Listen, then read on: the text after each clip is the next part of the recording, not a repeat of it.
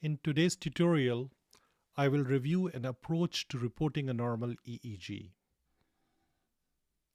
Make sure you look at the request from the referring physician and mention the name of the referring physician in your report. Other important things to mention in the EEG are the clinical history. Make certain that the medications that the patient is taking are clearly mentioned in the report.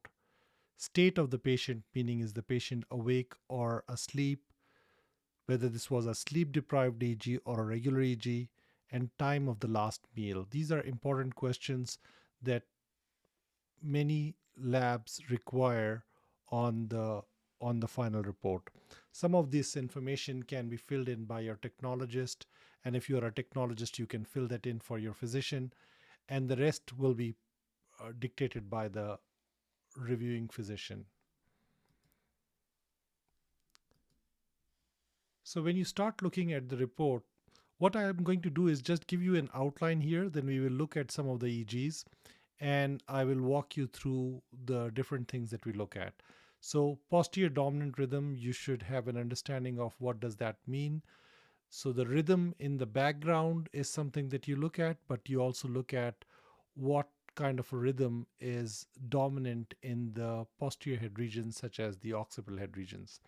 When you look at the EEG, you describe whether it's reactive, so specifically talking about the posterior dominant rhythm, whether it's reactive, what is its frequency, what is its amplitude, and if there are any asymmetries.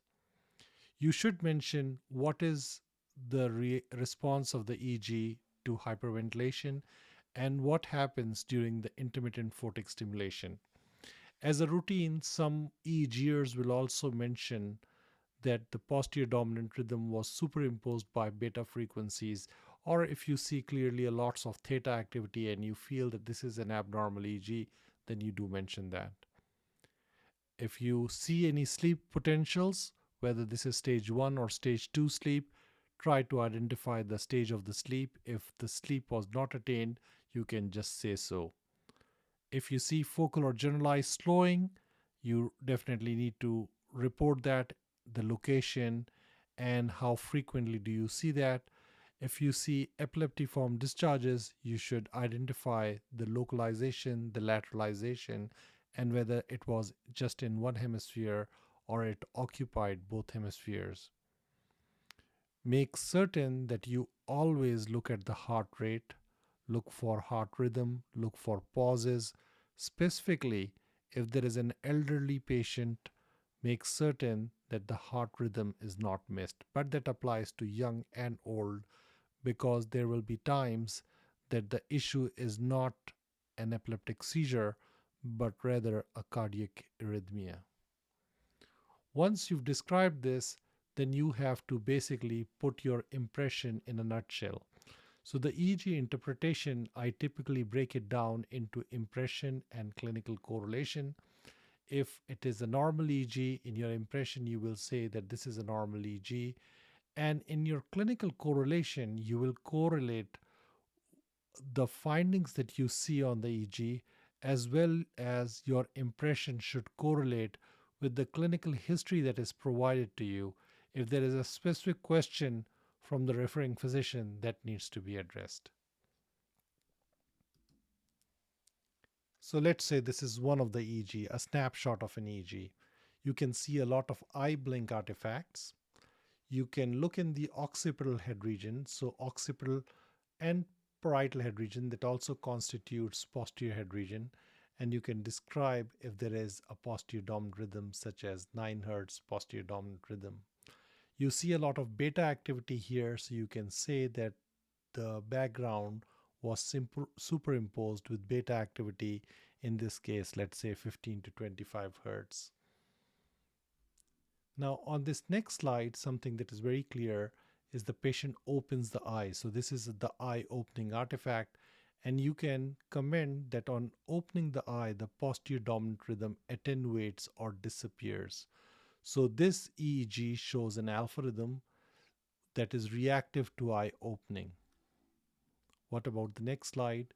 Here you see that as the person closes the eye, so this is the eye closure artifact, the alpha rhythm comes back.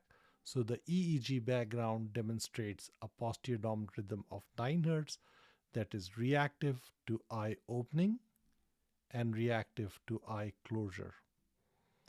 Okay, then you've also mentioned about the beta activity. This is another example of a person closing the eyes, and you see a nice alpha rhythm that shows up on eye closure. You do not see that alpha rhythm in the occipital head regions. Now, what you see here are sleep spindles. So these are sleep spindles here. Sleep spindles define stage 2 sleep. So if you see the presence of sleep spindles, you can say stage 2 sleep was attained with symmetric sleep spindles.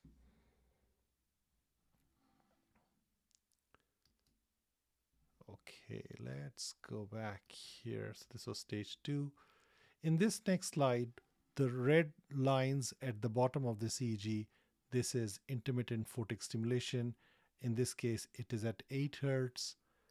Here, it has gone, we are using a little higher frequency. So you're looking at photic stimulation, and you can see the fast alpha activity, or in fact, this is a beta activity in the occipital head region that corresponds to the faster intermittent photic stimulation. So this is a good driving response on intermittent photic stimulation, which is a normal response. During the COVID-19 pandemic, we have not been doing hyperventilation. So you can say that hyperventilation was not done due to the COVID-19 pandemic. If your lab still performs the hyperventilation, you can say hyperventilation was performed. And if you see a normal or an abnormal response, you should mention that. Okay. What about here? This is again a response, a normal response to intermittent photic stimulation. Now make certain that you do comment on the EKG. So here the heart rate is 60 to 61 beats per minute. Here the heart rate has gone from 65 all the way to 83 beats per minute. Make sure you do mention about the heart rate and whether that was regular or not. So let's try to put the whole EEG report in a nutshell. So in this case, I'm not going to go through the demographics and the clinical history again, but in terms of description, you can start with the EEG background demonstrated a well-developed posterior dominant alpha rhythm of whatever frequency you see. So let's say alpha rhythm of 9 to 10 Hz, reactive to eye opening and eye closing. Beta activity of 15 to 25 Hz was seen superimposed on the background. Stage 2 sleep was attained with symmetric sleep spindles. Hyperventilation was not done due to the COVID-19 pandemic. Photic stimulation did not provoke an abnormal response. You do not have to say that photic stimulation provoked a symmetric driving response. If you do that, that's fine too. So that is based on your own choice and the way you like to report your EEGs. I always mention if I do not see epileptiform discharges, I will say focal or generalized epileptiform discharges were not seen. That at least basically tells the referring physician that we did look for those things and those were not present on the EEG. Electrographic or clinical seizures were not recorded. This is specifically a line that I add in for inpatient EEGs, specifically when requested from intensive care units, because one of the main indication for requesting EEGs from ICUs is to rule out subclinical electrographic seizures. In the next line, you can talk about the EKG. So the EKG demonstrated a regular heart rate ranging from, let's say, 60 to 80 beats per minute. If the heart rate was irregular, then you will say the heart rate was irregular. If there were any pauses or other abnormalities that you are able to clearly identify, you can mention that in this line.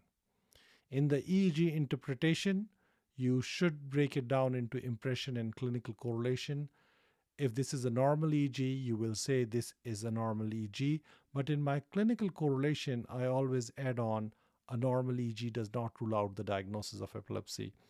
In the past, when I did not add this line, I found that some patients were taken off anti-epileptic medications just because I had said that this was a normal EG.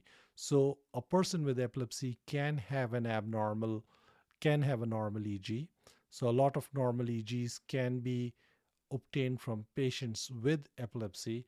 So when you say that this is a normal EG, please do specify that a normal EG does not rule out the diagnosis of epilepsy. I hope this tutorial was helpful. If there are any specific topics you would like me to review, please leave that in the comment section.